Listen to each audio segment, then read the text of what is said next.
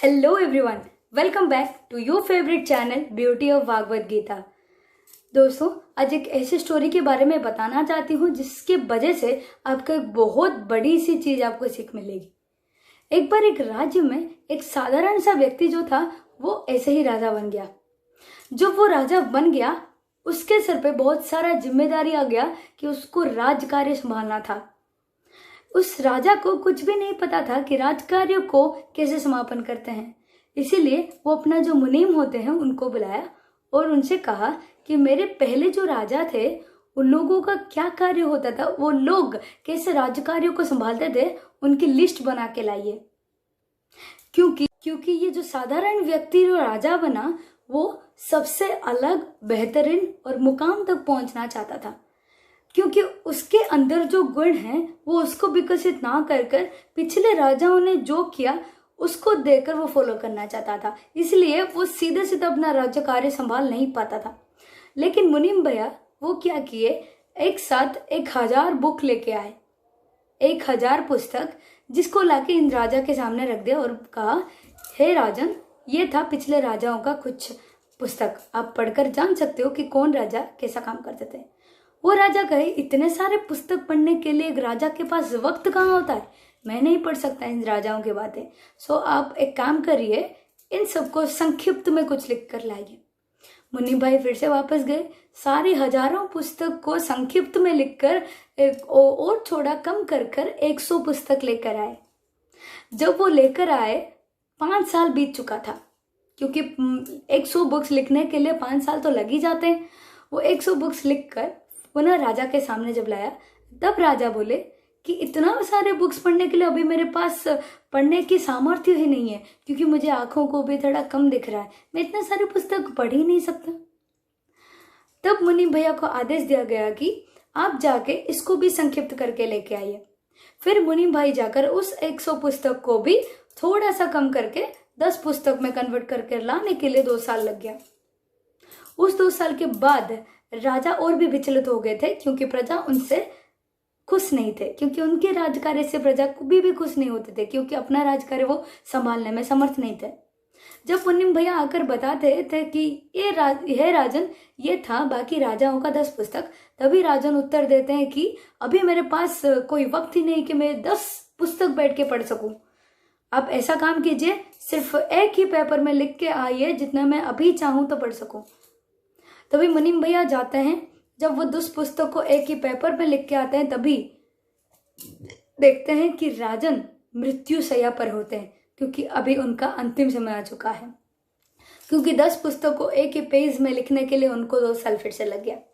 फिर 2 साल बाद जब आते हैं वो देखते हैं कि राजन अभी मृत्यु शैया पर आते हैं, और जब मुनीम भैया उनको देते हैं तब राजन कहते हैं कि मेरे आंखों को तो कुछ दिखाई नहीं देता, मेरे कानों को कुछ सुनाई नहीं देता, और मैं बैठने पर भी मुमकिन नहीं है, तो आप एक काम करिए, आप ही रख दीजिए इन राजकार्य का पेपर, मेरे बाद जो भी राजा आएगा उनको दिखा देना। ये कहकर अपना प्राण त्याग कर देते हैं। मैं आपको बताना चाहूंगी कि मुनीम भैया के हाथ में जो पेपर था उसमें क्या लिखा था। उसमें लिखा था, हर एक राजा के बारे में सिर्फ एक लाइन था, कि ये था कि सब राजा पैदा हुए, अपना राज्यकार्य संभाले और मर गए। सिर्फ इतना ही था, यानी कि कोई भी राजाओं में उतना ख्वाबी नहीं था। लेकिन ये बात राजा को पता ही नहीं चला, लेकिन वो मृत्यु शैया को प्राप्त हो गए। इससे ये सीख मिलती है, भगवान कहते हैं असत्य का कोई मुकाम नहीं होता है, लेकिन सत्य का मुकाम होता है। इसका मतलब ये दर्शाया गया है भागवत गीता में कि हमारे अंदर जो काबिलियत है, हमारे अंदर जो आत्मा और परमात्मा है, वही सत्य है। एग्जाम्पल देती हूँ, जैसे कि हम लोग बहुत सारे लोगों को देखते हैं कि इसके पास बंगला है, इसके पास कार है, इसके पास गाड़ी है और इसके पास बहुत सारे पैसा है, लेकिन मेरे पास उतना नहीं है, यानी कि उसके कंपेयर में मैं उतना नहीं हूँ। यानी कि बहुत सारे लोग ऐसे बोलते हैं कि मेरा औकात ही नहीं है उसके साथ बैठने का, खेलने का, काम करने का, पढ़ने का। ऐसा सच में नहीं होता है। ये काबिलियत सिर्फ अपने अंदर ही होता है, क्योंकि कार, बंगलो, गाड़ी ये आज है, कल नहीं हो सकता है, लेकिन ये अपने अंदर जो काबिलियत और मोटिवेशन होता है वो मरते दम तक तुम्हारा साथ देता है। इस पर भागवत गीता में भगवान श्री कृष्ण सत्य के रूप में बताए थे कि जो मोह माया लोभ जो होता है पैसे का, घर का, गाड़ी का, बंगलों का, वो असत्य होता है। सिर्फ आत्मा और परमात्मा सत्य होता है जो मरते दम तक तुम्हारे साथ रहेगा। सो कैसा लगा आपको स्टोरी, आप मुझे कमेंट सेक्शन पर बता सकते हैं। मैं और एक लाइन आपको बताऊंगी जिससे आपको यकीन हो जाएगा। फॉर एग्जाम्पल, हम जब गर्मी के मौसम में होते हैं तब सोचते हैं बाप रे बाप कितना गर्मी है, हमें इरिटेट फील हो रहा है, कब बारिश का मौसम आएगा और बारिश का बूंदे हमारे ऊपर गिरेगा।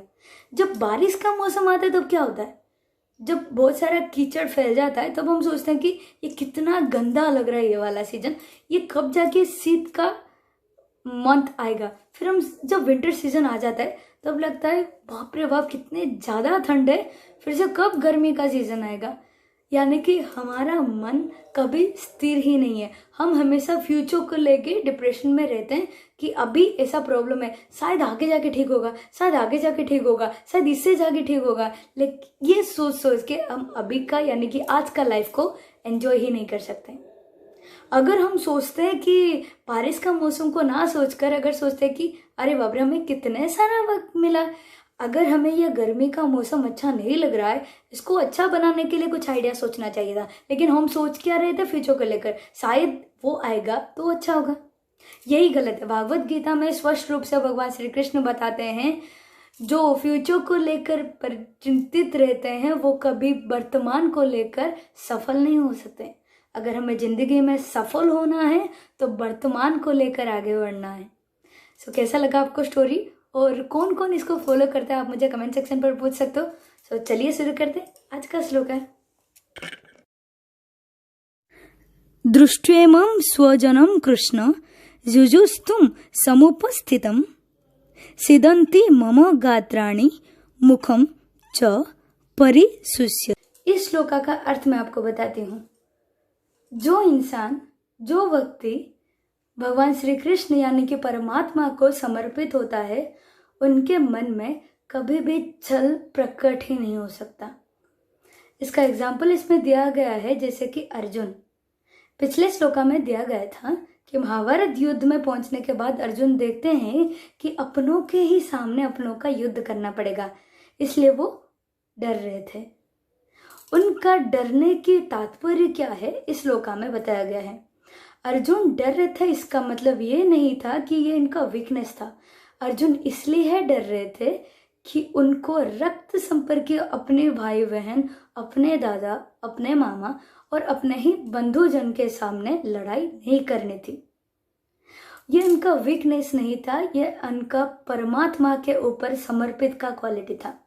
भगवान श्री कृष्ण स्वयं भागवत गीता में बताए हैं कि अगर कोई भी व्यक्ति परमात्मा के ऊपर समर्पित है तो उनका मन कभी भी छल से प्रयोग नहीं हो सकता, अगर वो कितने भी दुष्ट और नास्तिक ही क्यों ना हो। अगर कोई इंसान परमात्मा के ऊपर समर्पित नहीं है, चाहे वो कितने भी शिक्षित और लिटरेट भी क्यों ना हो, वो डिवोटी के सामने कोई कंपैरेटिव नहीं है।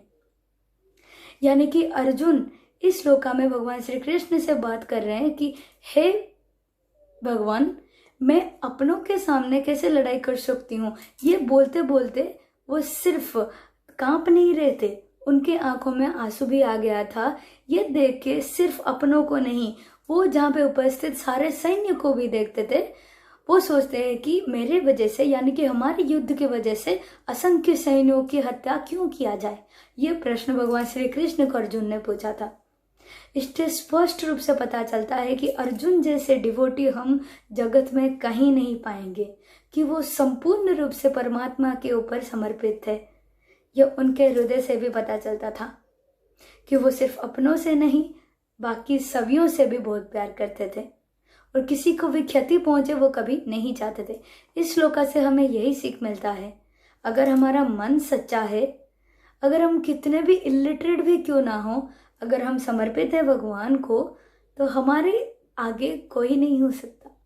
अगर हम कितने भी एजुकेटेड क्यों ना हो, लेकिन हम नास्तिक भी हो और भगवान का समर्पित ना हो, दिल से ना बुलाते हो, तो हमारे कंपैरेटिव में कुछ नहीं आ सकता। हम किसी में कंपिटिटिव है ही नहीं, वो आ जाता है नास्तिक के रूप में।